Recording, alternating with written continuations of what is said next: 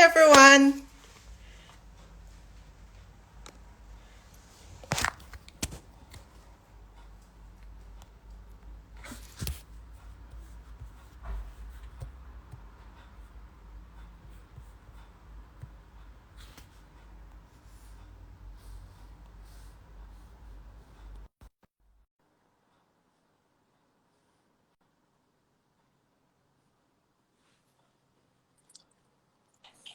Hey! Hi, this is working. Oh, Awesome. Um, I don't know if I can add Fanid. no, you can only add two people at one person at a time. Oh, that's a shame. So yeah. So we'll have to add her later. Yeah. Okay, so you do the honors and start the talking. Let's wait for So more happy people to to be join here. in. Let's wait for more people to come through, please. They must join in. Hop, hop. Call your Did we friends, call did we someone. tell people? Did we tell people to come though? Did we? I'm saying people must, I don't know, call someone. Someone must call someone to call someone. Let me get people to come. Okay, we're seeing a few people coming in.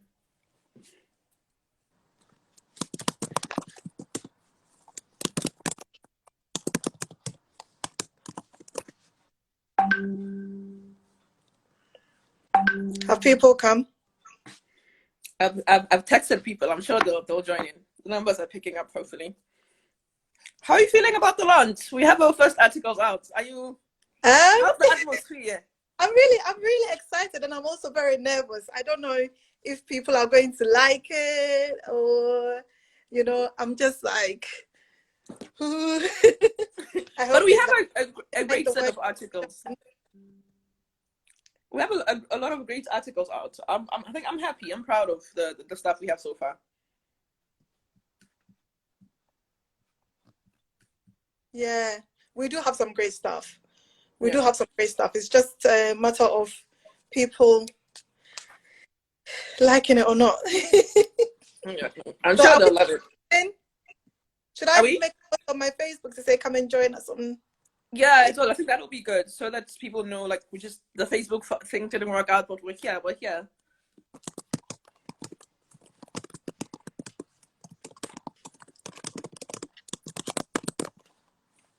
Yeah, typing on that keyboard, eh? I am. It's very much participating.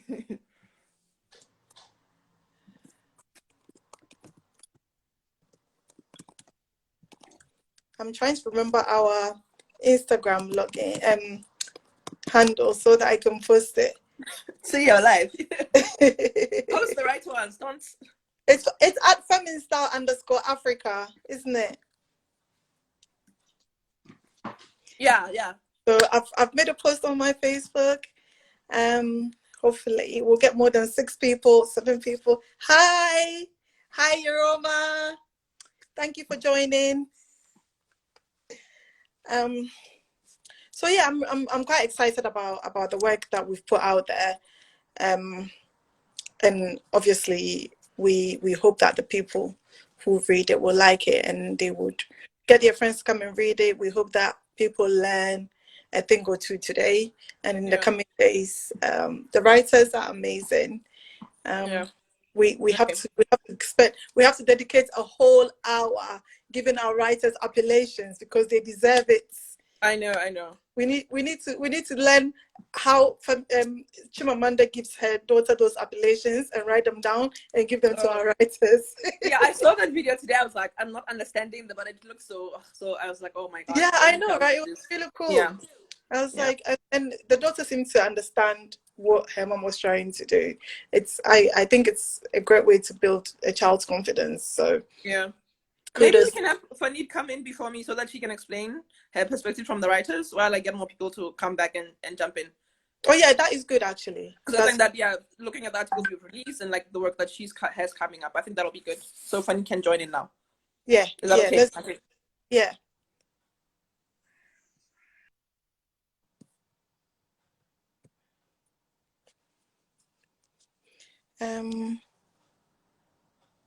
Funny.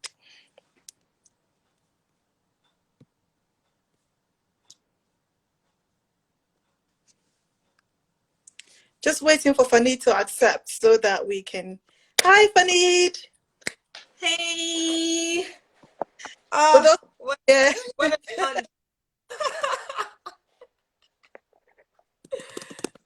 Can you hear me perfectly? Yeah. Nice. Well, I'm excited that we're finally launching after how many months of working. I know. We've been talking about this for God knows how long. What is it, like 3 months now?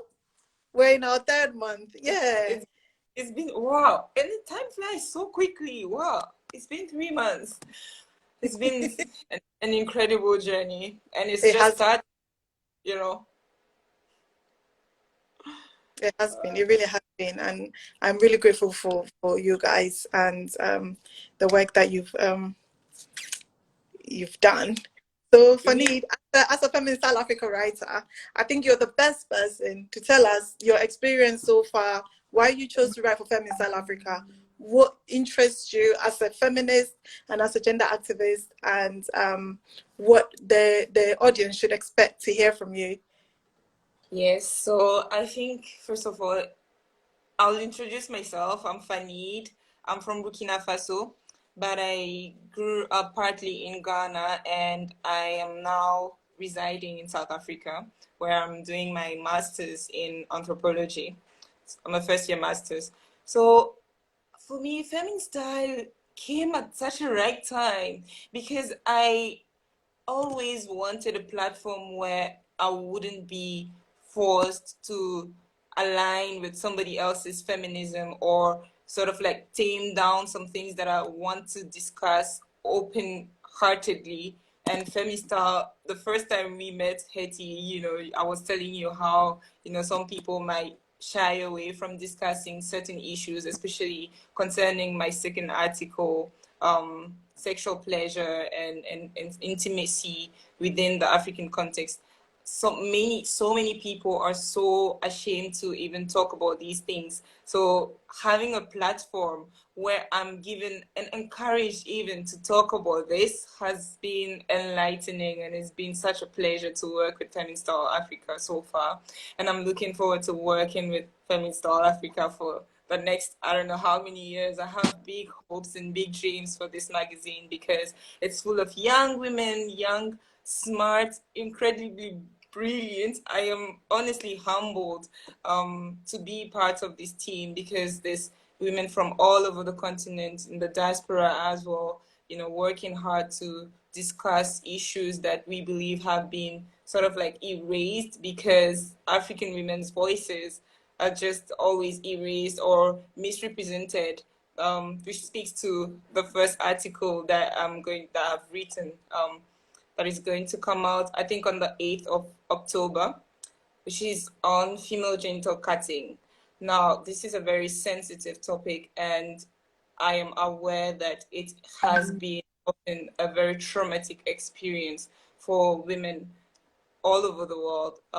But what I'm going to write about, I mean, what I've written about that you will hopefully read, is basically the fact that the discourse around female genital cutting has been very much homogenized in a way that is sort of like generalizes many African women's experiences with the practice, and it still feeds into this stereotyping African cultures and African women as victims without any agency, which is very problematic. So the article just sort of speaks to the fact that there are different experiences and the fact that not every African woman is actually a victim, which is a bit controversial. And I was very careful not to do it in a way that would disrespect women that have suffered deep consequences as a result of female genital cutting. So that was a very interesting article to write because it was right from my research, my undergrad research on female genital cutting. And my second article, which I very much enjoyed writing, is on self-pleasure. And this was inspired by the fact that women's genital image, image is very much problematic in a way that is polluted by mainstream media, by pornographic movies that sort of like create a very different and unrealistic notion of what sex should look like, what intimacy should look like, what women's vulvas should look like. And I share so many resources through that article, online resources that show that actually women's vulvas aren't symmetrical. Most people's vulvas aren't symmetrical. So it's not about looking for the perfect vulva or looking for the perfect genitals, or also speaking to the function of the female genitals in such a way that is just two functions, which is sex for the man or reproduction, that is giving birth, which are two amazing things, but often they're just very limited to that. And pleasure should be a human right.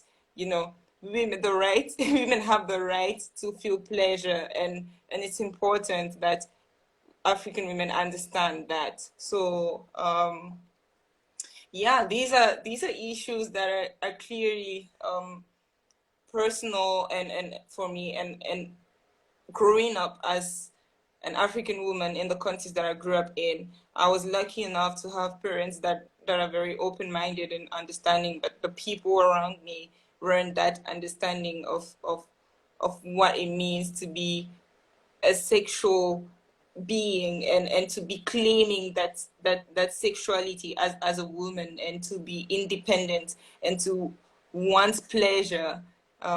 So these are very important issues that I think aren't often discussed, and I'm so glad that FemInStyle provides the platform for such discussions to take place.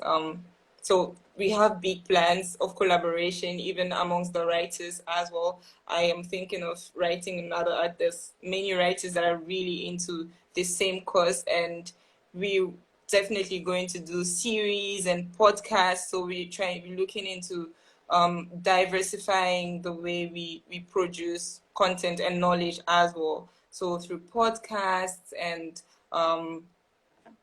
even plays or YouTube videos, and we also have TikTok accounts. So basically trying to find a way to disseminate knowledge in such a way that appeals to our audience, because we have people, our target audience is from 16 years to women in the 40s, in the 50s. So it's a very wide range, very ambitious range, but we're working towards making knowledge less academic and boring, like what I'm always used to, writing boring academic essays as as an anthropologist.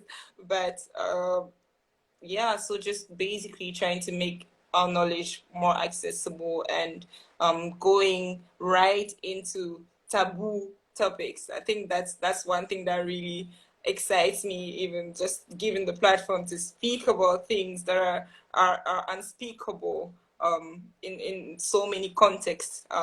And that's how we start to drive change and inspire a positive change, and work towards gender equality on the continent and beyond. That is fantastic. I mean, I love your energy. And like, I remember the first conversation we had, I was like, please, the more taboo, the better, because we have to talk about these things. Women have to understand, we have to get rid of our shame. You know, the shame that has been instilled in us since childhood, that our bodies are something to be ashamed of, that our sexuality is something to be ashamed of. It's something that we really need to get rid of. We need to embrace our sexuality, because by embracing our sexuality, we also learn more about our bodies, and we tend to actually understand what certain things that happened to us in the past that were abusive. But if you don't understand your body and your own sexuality, you don't even know that someone sexually abused you when you were younger, because you don't know anything about yourself or about your body. You don't know what is right, what should be pleasure and what shouldn't be.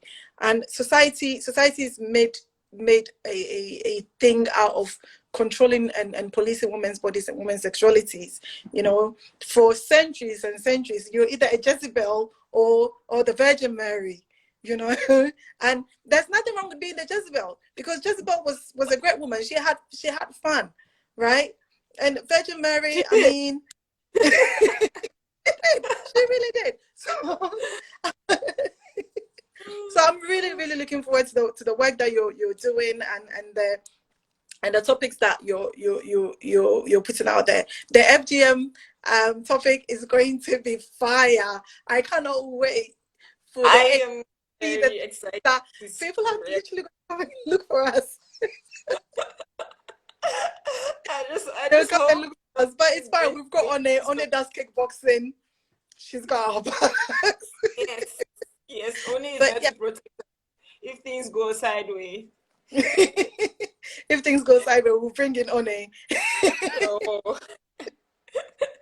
But I think it's important to just no, I was just gonna say it's important to start a conversation, right? Because I think that's the aim of these issues and these articles, is just to start a conversation about certain things, and it's not final, you know, it's never final. It's just to start a conversation and not just to produce things in a very indoctrinating way. You know, that's not the aim of the articles. Just start thinking about some things and start seeing things in a different way, in a different light, providing new ways of thinking about some issues. So yeah, I hope people like the approach, and I am so excited to see what goes after this.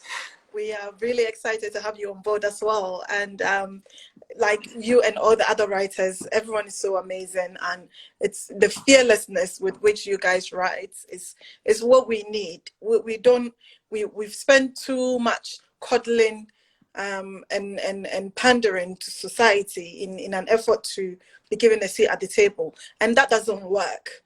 You cannot use the master's tools to dismantle the master's house, you know. Exactly. So the approach, for me, I've always had people that have had a question about the approach to my activism. From when I started doing serious activism in Pepperdam Ministries a couple of years back, our approach was very combative. It was very much like, we're putting pepper in your eyes, because people needed to see that. People needed that kind of approach, and it did successfully put gender on the agenda in Ghana. So I have no doubt at all that our approach is going to start the conversations. The conversations are crucial, and we need to have them. And we need to, as women, stand up and say that, look, we are here and we have a voice, and our experiences, they carry the equal weight as men's. So you need to stop putting us in the background, because we have a stake in this, right? The continent belongs to us equally. Yeah. So you cannot push us back. Yeah, definitely. And we're here to stay. You know, We are. It doesn't matter if nobody wants to listen, or if we have just 5 viewers or 15 people, you know, watching our live. It doesn't really matter. I think even the fact that the writers are African women, young African women from different parts of the continent, speaks a lot. And these women are given a platform, a space online to discuss issues that they think are important to the fight around gender equality. So that in itself is extremely powerful, you know, even on an individual basis. For me, I'm thinking about my experience and how my thought process in writing certain things, because I never have the opportunity to write about these things in such a way, because academic writing is very coded, and there's a specific language, and I need a good grade, so I need to tame certain things. But having a space like FemInStyle Africa, where I can write about these things the way that I want to write about them, and I am validated, you know, it's powerful on its own. And I think all my colleagues, my writers, will agree that it's been a transformative journey for them. It has been for all of us. We have a few of the writers on the live video watching. I'm going to try and bully them into joining and saying a few words. Yes, yes. Please come talk about your experiences. So thank you very much, Fanid. We're going to pass the baton back to One so that she can also talk about her role as our Chief Operating Officer, and also her writing and the column that she chose to write for and why she chose to write for that column. So thank you. And we can't wait to read your work. Yay!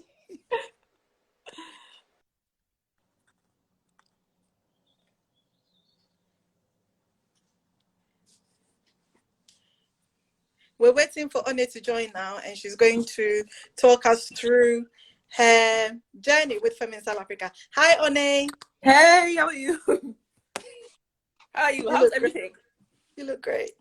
Stop. Say it again. Tripping. Yeah. Oh, that was an interesting interview with Fanita.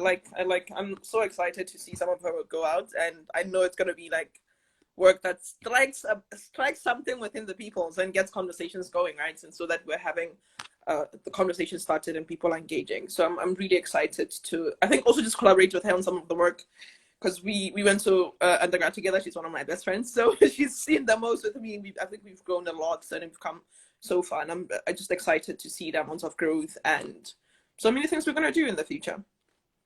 Yeah. So for me, I write for apart from being the Chief Operating Officer, fancy titles, guys, fancy titles. I write for the gender section, and anyone who knows me, like, I'm always the feminist in the room, trying to push boundaries and ask the right questions. But I think particularly why the gender column for me is just particularly that I'm really just genuinely interested in women's issues and empowering and opening up spaces and rooms for women and holding that space, right? And I think particularly with this interest in my work, I would want to write content or produce content that is relatable and can be easily accessed to people. Because I think when people think feminism is always packaged in this, grand idea, and then the uplifting or empowering women becomes just, small spaces or like spaces for like CEOs or whatever. Yet you have like amazing women everywhere with these stories. And also just because when I go home, I have to talk to my grandparents about these things, about feminism and whatnot, and they're from a different generation. So it's always been interesting to say, how do I go back home and communicate with, my grandmother who's like in her 70s? How do you talk about feminism in that essence? Because I think they did have feminism in that time. Maybe they didn't call it feminism by then, because also the ways in which things have been written about who's been called a feminist, who's been allowed to say what and where. It's, there's been a long time where women's issues and what they've done haven't been amplified. And I think for me, that was the magazine wants to do. And some of the work that I would want to write about, for it to be accessible, relatable, and, just being able to give someone a lifeline. And I think particularly why the magazine being an exclusive space for women, by women, I think that's very powerful, as Fanny was saying, because I think a lot of the time when you say I'm a feminist and whatnot, you end up inheriting burdens that you shouldn't be inheriting, like trying to save other people, do all of that, because what end up happening, the woke people that don't want to do the work end up passing these burdens to you because they don't want to relinquish the privilege of being coddled by the patriarchy. They don't want to relinquish the privilege, because by relinquishing it, that means you have to like participate in actually dismantling, and most people don't want to do that. So you have activists actually inherited burdens and just be mentally and physically just exhausted. And I feel like an exclusive space that amplifies women's voices, their experiences, and like just their life stories and the work that they're doing out there would help us push the boundary a bit more and just provide, I think, it's a positive space for me. I think it's been really positive, not only for my mental health, but just knowing that I have a sister who's like all that, like, joke with, share stickers with, like, it's just beyond the writing even. It's just such a community of women that like you can be joking with, you can check in with, that from different places, different contexts, ideas. So like there's just so rich, it's such a rich sisterhood. I would say that. And for me, that I think that I've been grateful for that. It has helped me, I think, helped me a lot. So I'm so super excited. Well, I'm very happy to hear that. And you have been such an asset since the day you joined. And I literally just like dragged you from being just a writer. I was like, yep, you need to help me with this and that and that and that. And you I have been know. such you've been such a great addition to the team. We are really, really lucky to have you. And like you said, having the group of writers and sharing that positive sisterhood, where there's no drama, we're just a group of feminists who are passionate about gender activism and gender justice being achieved in Africa. So we have this common goal, and that is what we're working towards. And we get to, have a laugh and share those annoying stickers, but that's fine. But it's But great. yeah, For me, I'm particularly interested in this whole patriarchal ideal that women are their own enemies. So it makes me so happy when I see women thriving in spaces of other women. yeah, Uh, so every time I open our WhatsApp group and I see that people are just relating to each other, they're sharing jokes, sharing pictures of food and holidays and stuff, and I'm like, this is the type of sisterhood that we need. yeah, I'm lucky to have two amazing friends who are women, and they just, I feel like they complete me. So it's amazing to see that sort of thing on a much bigger scale. And as we have 21 writers so far from 6 African countries, we are yeah, hoping that expands as we go along, and hopefully we're going to get a much bigger sisterhood of amazing women who will produce amazing content for our audience as well.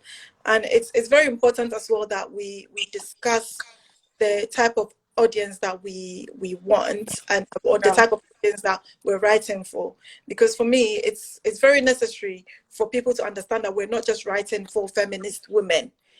We don't want to create we want women who do not necessarily identify themselves as feminists to come to our website and read the work that we've done and start thinking in a different way.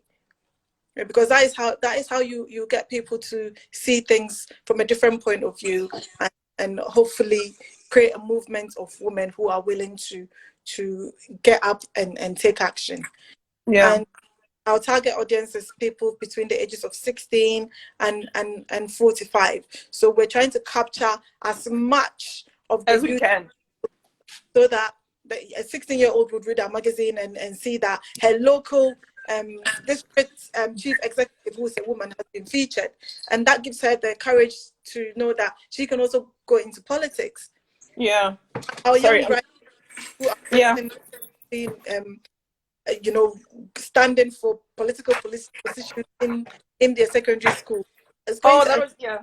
much younger to also want to get actively involved in that sort of thing. So for me, it's one of the best things about forming about building this magazine, that we create a movement of African women who Oh, are coming and taking the space that is ours to take. exactly. And I think once you mention, I'm thinking about one of our writers who's like, what's in the early 20s, 90s or something. So it's Yeah, like we've really got one that is, interesting. I think, 16, and one that is 22 or Yeah. 20. Yeah. So I think yeah, for me to see these young writers, I'm like, oh my god, like that was a younger me. So I think I'm really really excited to see the kind of content they produce and the kind of stories that they're trying to write. Because essentially, yes, the age group range might be from 16 to like 50 whatever, but I think that's for me that's important to have those intergenerational conversations, because we do also profile other women that are in politics spaces and whatnot, and it will be empowering to to provide a platform or like bridge the gap and have people connect and on those stories and learn from each other as well. I think, as you're saying, we're not necessarily just looking for everyone who's a feminist, but also we're just trying to teach and have a community and have people learn and also just see the kind of experiences people are having out there. And I think that will be important. Okay. Yeah. That's great. We will have Mukanda. Mukanda is one of our content writers, and she writes about finance. And as African women, it's very, very, very important for us to learn and understand financial literacy. I personally did not have that opportunity when I was growing up. So when I first moved to UK and I started earning my own money, I went crazy. I didn't know what to do with the money, so I just spent it. And Because it even was pounds. struggle because I was never given the tools to actually learn to be financially aware. You know, I didn't like think about the future. Where am I going to get a mortgage one day? Am I going to buy a house one day? What's my pension going to look like? Yeah. You see, so so I think it's very, very important that we have someone like Mukanda on board to educate our women about finances, because that is also a way to empower women, you know. So it's Definitely. yeah. I'm going to add her now, and she will she will say a few words, and then you can come back and we can do the closing prayer. Same thing. Okay. Speak soon.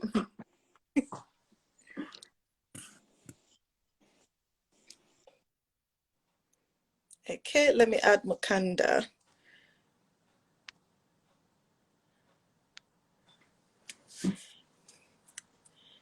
Thank you, everyone that is watching.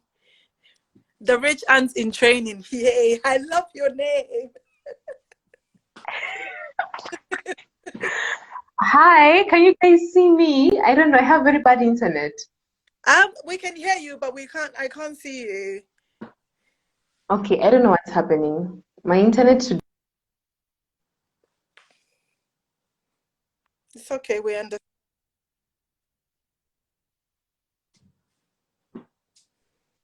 I can see I'm myself, so I think if I see, yeah, hi, T, how are you? I'm good. How are you? Very excited today. Fine, thank you. I know, I'm so excited. I'm just like, yes, finally, finally, finally. I think the best thing about a launch is that behind the scenes, we know we've been working hard, we've been trying to put all this together, but now launching it and just presenting it to the masses, it's very refreshing, and I'm so happy. I'm really excited to be part of FemInStyle. Yeah.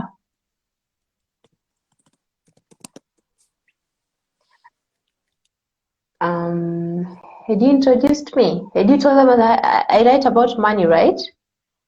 Yeah, I introduced you and talked a bit about what you do. So please tell us. So I write about money. Okay, so I think I'll have to say a backstory. So I started working when I was 21 because I live in Kenya, and I was earning pretty much a good amount of money. So because I had no background of financial literacy whatsoever, I didn't grow up around piggy banks. I knew nothing about money. The only thing I knew is that when you have money, it puts you in a position to spend. So that's exactly what I did. Unfortunately for me is that after 3 months, you are let go. So I'm coming from, I used to earn, then I can't earn, I have no money whatsoever. And I was dead broke. Like I was I was so broke. And I remember telling myself the next time I ever get a paycheck, I'm going to just save. Yeah, even without understanding what's into saving and whatnot. So I got another job. And before that I just started learning about money, like what is money, what can money do to you, what are I didn't even know about exchange rates, like because in Kenya we use shillings, but you can transact in dollars and euros. So I didn't even know that. So that's why I came on board to write about money, because our target audience is from 16 to whatever, even 60. But if that 16-year-old learns about money, by the time she is earning, she won't make the same mistake that we did, you know. She will be very much aware of her financial status. She'll know her net worth. She'll be in a better position to choose whether she wants to pay for a mortgage, she wants to buy a car first, she wants to invest in stocks, she wants to buy property, she wants to buy land. So that is why I really wanted to learn about money and teach about money, because when you learn, you teach. When you're given, you give. Yeah.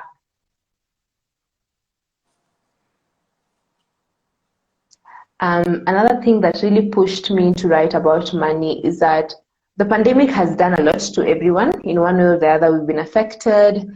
And so I just wanted to look at it this way. Okay, most of us have lost our jobs, but what can we do? How can we pivot? How can we switch our budgets? How can we ensure, like, the holidays are coming? So how are we celebrating the holidays for the first time without like the huge checks? How are the sales going to be, and how are we going to maneuver around that? So for me, that was really important. And it's also really important for me to be part of a group that will tell these financial stories to the Black girl, to the African girl. because the African girl, unlike girls across the pond, they don't have access. I mean, I was 21 and I didn't know about money, so and I live in the city, so you can imagine someone who lives very far from the city. We call it shads, meaning the countryside. They totally cannot relate to finances. So that is why I really wanted the story to be told. So that girl in Accra can learn about money. That girl in Enugu can learn about money. So that was it's a very personal project, and it's very much a labor of love that hopefully it's the legacy I leave. I'll be that black girl who taught black girls about money. And FemInStyle will be that platform that allowed me to talk to girls about money. Yeah.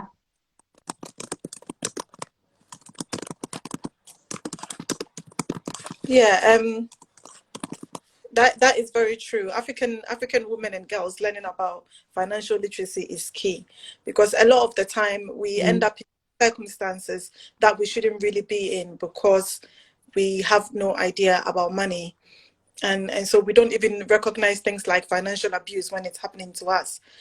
So it's very, very important that that this is happening, and I'm so glad that you've come on board with your expertise and your knowledge. Your article about financial literacy, which is out now on our website, people. Mukanda's article is up and it's live. Data. When you go on FemInStyle Africa, it's there, under finance, so you can have a read. It's such a great article, and Yeah. it's got fantastic information. It's got very verifiable information that you can find, and it's very practical. So it's never too late to learn about money. It's something that I'm still doing. I'm still like really terrible with money, but it's not as terrible as I was like a year or 2 years ago. So it's a journey. But like you said, if we start teaching girls at a young age about money and making them financially literate, it's the best way we can empower our girls. So thank you so much, Mukanda. Yeah. Thank you so much. Thank you so much for having me. Yeah. Thank you, Haiti. Thank you. I'll bring One back and then we can do the closing prayers. I'm sure that Okay. everyone here's data is of the utmost concern. Okay, thank you so much, Haiti. Thank you, Mukanda. Hi.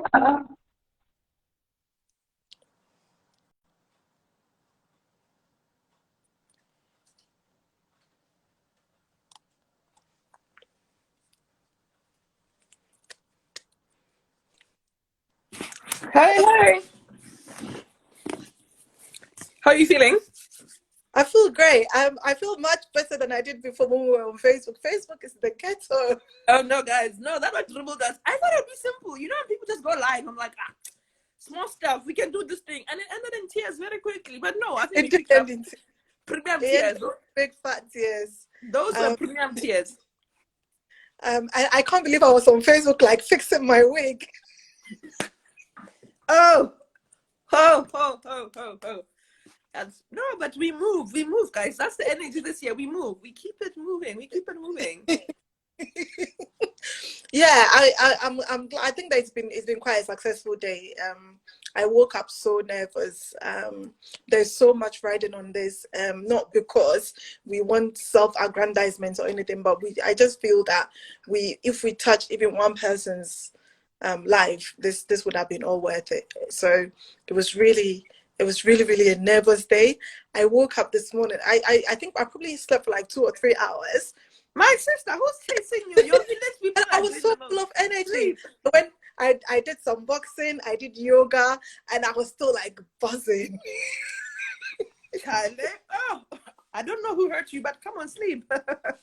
Someone was asking in the comments if we're going to have a print edition for the magazine, since maybe young kids or someone might not be allowed to have a phone. Yeah, definitely. That is in the works, and we're hoping that within the next 6 months to a year, we'll move to print. And once we move to print, we hope that we can distribute the magazine in as many African countries as we can to start with. Hopefully, we'll cover the whole continent at some point. But we're aiming at maybe 2 or 3 countries to start with, because the magazine is going to be free. Yay! and our aim really is to go and stand outside churches and schools and distribute to women there, because the church, Please. mosque, schools, because that is like these are the three main places where you will find our women, unfortunately. So we are going to move to print eventually, and so when the people asking, when we send you the link to our GoFundMe page, put some money, give us money. Give us coins, please. We need the coins. We need the We coins. need So coins, because people need to have access to the magazine. The magazine is important work. yeah. Right, it's a collection of stories and advice and anything in between from women, showcasing other women and the work of other women. So it's very important for people to access. And I personally do not think that information should be charged. It shouldn't be taxed. People should have access to that information. It should be free. So we do hope to go to print, and it will be free, and hopefully one day we will be able to cover all of the continent with our magazine. Yeah, so that's the plan. And also, if you're a good writer and you would like to join us, please email us. It's info@FemInStyle.Africa. Women only, please. We're not trying to be discriminatory, but it's only women that can really write about the experiences of women. Men cannot write about the experiences of women. So women only. And when I say women, I don't mean like only cis women. Women with an X. I just don't know how to pronounce it with the X. I know, man. I don't want to embarrass myself, so that's why I always like woman with the X. It's woman with the X. Yeah. Are there any other questions you can answer? No, people are just sending positive vibes and whatnot. I think we've answered most of the questions and talked about articles that are out. But I think I'm excited about the lifestyle one. The pictures that were used, I'm like, women, these people have talent. I'm like, this person snatched a camera and made the things happen. I was like, because hey. No, I'm so excited. Me too. And everyone, the magazine, the website is live now. There are articles that have been loaded. Please go and read. Please go and share widely. Share to your church groups. Share to your high school groups. Share to your university groups. Share to Facebook, Instagram, everywhere. Share. And please, we hope that you like it. We hope that it's engaging for you. We welcome comments from everybody, and we really, really look forward to sharing more articles with you in the next coming days. We're going to be staggering the releases of the articles all through the month. So every week you're going to get something fresh from FemInStyle Africa, and our writers are fire. You will love them. I know I do. So I definitely love them, and hopefully we'll have more content coming out in terms of podcast videos, so that we're just diverse in how we produce the stuff. So like look out for more updates on that, and a newsletter as well. If you go on our website, please be able to sign up for that so we can start sending it through and all of that. Kofi Amenisudo. Sorry, I don't know if I pronounced it right. Ask if men can comment. Of course men can comment. We are writing for women, but we also hope that men read our magazine and see the need for them to actually be allies in our fight for gender. So men can comment, even if they don't agree with us. We're here to educate as much as we can. So men can comment, of course. And also once we go live, the men can pay for the magazine.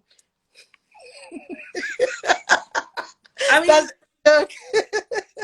but hands is concentrated in the hands of men, though. But anyway, I think men wealth is concentrated in the hands of men, so men should give us money. Like if you're a man and you're watching our live now, just PayPal me, please. Thank you. Because I think most people, when they hear of like feminism, or like when people talk about exclusive female spaces only, they tend to come up with a standoffish thing of saying, oh, why is it? But I think the idea for us is just to have a safe space for women by women, and being able to amplify those stories. And I think men can engage and learn from it as well, to see, okay, what exactly is going on and what exactly is the issue. Because essentially for change to happen, we do need the men to participate in dismantling the system of oppression that is there, right? So essentially we do need them to participate with coins or any other means. Yeah, coins or any other means, mostly coins. And also, like, you don't just read our magazine and comment on our website. Go into your spaces, go into your male spaces, and make those spaces feminist. That is the only way we can really push forward in the fight for gender equality. It's not enough that you're an ally when we're around. It's more important that you're an ally when we're not there. Yeah. So yes, thank you everyone. Thank you for joining our first ever Instagram live. The Facebook live will be put aside as a, you know, the time when technology was, it was our dribbling first us. time. We didn't know what we were doing, but Please, I'm sure the people can relate also. I'm sure someone has been dribbled by technology somewhere, guys. It's okay. We move. We keep it moving. Yes, yeah. we do. So thank you so much for joining us. Please go on our website, and we hope that you like the work that we've put out there for you. And see you soon. Thank you. Thank you so much, guys. Bye.